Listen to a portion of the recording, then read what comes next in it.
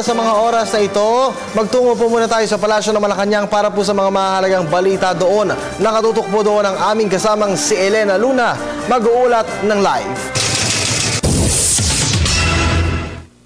Maraming salamat, Kirby. Tiniyak ng palasyo na magpapatuloy ang mga reforma na ipinatutupad ng gobyerno sa nalalabing buwan ng Administrasyong Aquino. Sinabi ito ni PCOO Secretary Sandy Coloma matapos sumabas ang 4th quarter survey ng Social Weather Stations o SWS.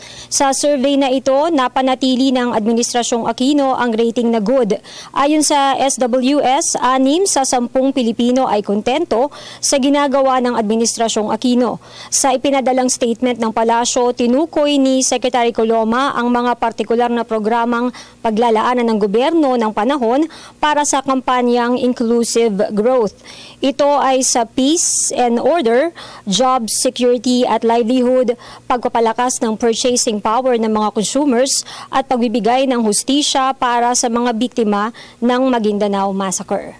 Samantala, Kirby, sa schedule naman ni Pangulong Aquino ngayong araw, natapos na ang alas 11 meeting niya kanina kasama ang Presidential Management Staff at si Cabinet Secretary Jose Rene Almendras. Ongoing naman ngayon, eksaktong alauna kanina ay nagsimula na ang meeting ng Pangulo kasama si Executive Secretary Paquito Ochoa Jr. At yan ang ating balita mula dito sa Malacanang. Sa tulong ng RTVM, ako si Elena Luna para sa Telebisyon ng Bayan. Alright, maraming salamat sa iyo, Elena Luna.